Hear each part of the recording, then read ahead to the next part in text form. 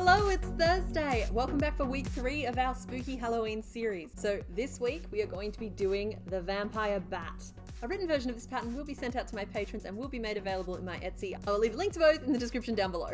Okay, let's get into tools and materials. Okay, so for today's project, you're going to need 8 ply 100% acrylic yarn in 5 different colors. You're going to need a dark purple, a light purple, pink for the nose and on the inside of the ears, and a small amount of black and white that we're going to use to make his face. You'll also need a pair of 18mm safety eyes, a 3.5mm hook, scissors, pins and needles, and some stuffing. But that's it. Alright, so here's the little bat, and we're actually going to start with his ears today. This is because we're going to attach them as we work up the main headpiece, so they have to be made first. So these ears are made in 2 pieces. We start in our pink and work it up as a flat triangle. So start by chaining 4. You are then going to turn your piece and work 3 single crochet back into those chains, starting with the second chain from your hook. You should then chain 1 and turn your piece again. Work a decrease and then a single crochet into this row, then chain 1 and turn again. Finally, work a decrease and finish off. We will be using the same process later to create the wings. We then grab our dark purple and we work up the first 3 rows of the back of the ear in a continuous spiral. In row 4, we're going to join the 2 pieces together. Line up one of your pink pieces with your purple piece so that the last decrease of the pink matches up with the next stitch we'll work into on the purple.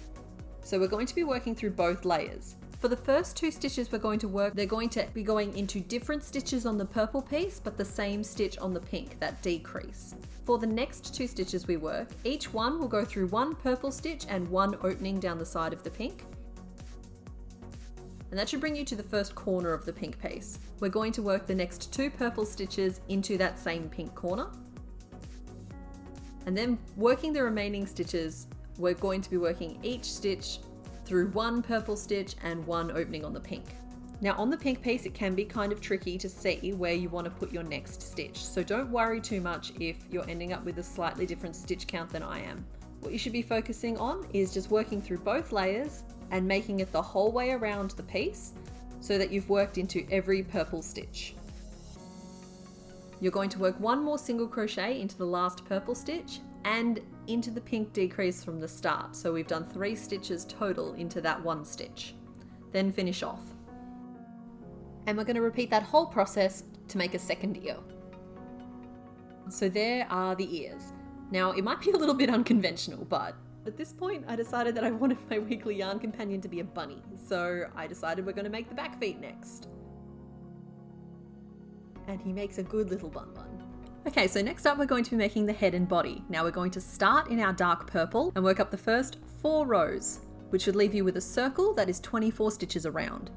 Now in row 5, we're going to join our ears. On each of the ears, you should identify where we finished off, and the stitches we're going to use to join them to our head are the 2 on either side of that finishing off place. So 4 stitches in total. So to start row 5, grab one of your ears, place the pink side of your ear against the outside of the head, and you're going to stitch through those 4 stitches we identified and through the next 4 stitches of your circle. We're then going to work 12 single crochet and then repeat that process to join the second ear. And then 4 single crochet to finish the row. So your 2 little ears should now be attached to your head. They are attached at the back of the head, which is why we have the pink facing the magic ring. Now in row 6, we are doing the first of many color changes. So for this pattern, you should always change colors in the stitch before you need the new color to be active. It's been marked in the pattern as A and B. So color A is the dark purple and color B is the light purple. So we start row 6 with 6 single crochet in dark purple. So you will change to light purple in the last stitch of the dark purple. Insert your hook into the stitch as per usual, yarn over and pull up a loop. So you should have 2 loops on your hook now in your old color. You're then going to hold that old color out of the way along your hook and grab a strand of your new color. I'm going to pinch that new color at the base of the stitch we're currently working in so that it's running parallel with the old color as well. I'm going to yarn over with that new color and pull it through to finish off that single crochet. So you see there we've got the finished stitch in dark purple, but we've got the new color on our hook ready to go. Now for this pattern, I am going to carry my old color along underneath, just because we will be swapping backwards and forwards between those 2 colors fairly frequently for the next 14 rows. So we work 2 stitches in our light purple, and then in our last stitch, we want to swap back to our dark purple. So I'm going to repeat that color change process, just pulling my dark purple forward from where I've been carrying it under and swapping back to it in that stitch. Right, so now we are going to work up the rest of that head and body, swapping between those two purples as we need to.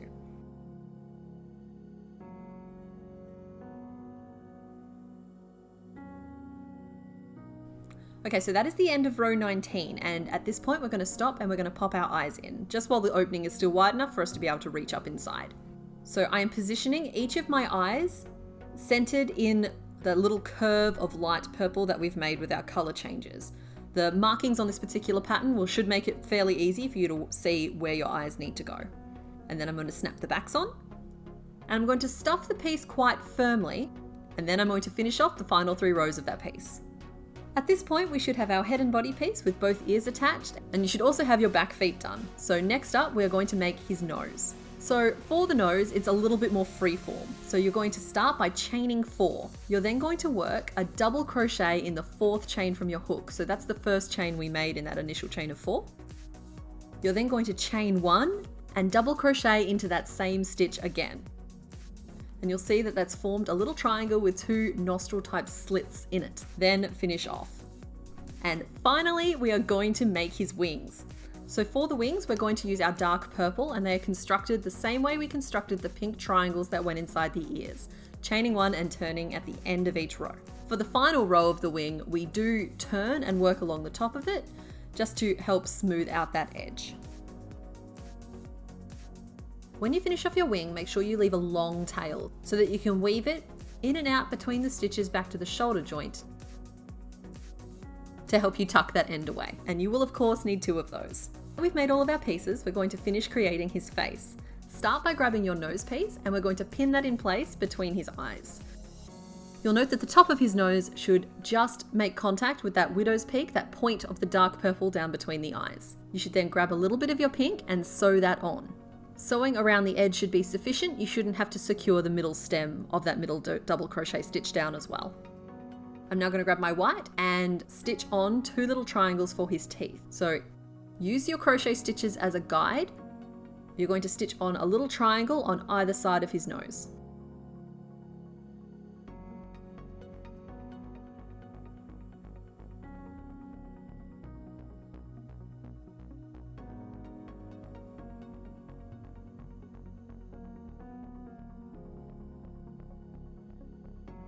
I'm then going to grab my black, and I'm going to use it to line each of the teeth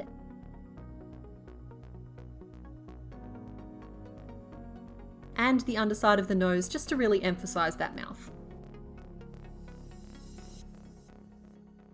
You can also use your black to put a small stitch inside each of the nostrils, just to really make them pop. Right, so next up we're going to attach his feet. Now, we don't stuff the feet at all, even though there is that opening there. Instead, you're going to squish them flat into little paddles, and you're going to pin each one of his feet onto the dark purple on either side of his belly patch. And he should be able to stand balancing on his feet. So if yours can't, you might want to adjust where your feet are sitting. It doesn't really matter though.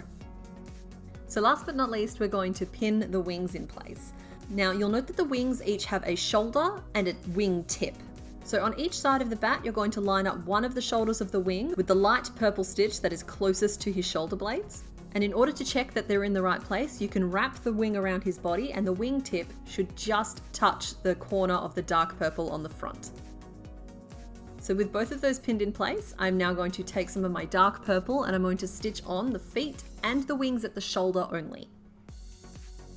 I'm also kind of curious about what you guys think as well. If I was working on a more complicated pattern, like a more complex project, would you prefer it split into digestible chunks across multiple videos, or just one really long video? So I've always kind of disliked the multiple videos thing myself, but you guys might have a different opinion. So do let me know how you feel about short, longer videos versus multiple parts. And there is your finished vampire bat. Alright, so I've been asking for a couple of weeks now what the 4th creature should be, and reading through your comments, werewolf has definitely come up. I wasn't sure exactly how I was going to make it a werewolf and not just a wolf. It turns out the difference between a werewolf and a wolf is that the wolf needs something to wear. So pants! Pants are the answer. So he's wearing pants. Alright, bye!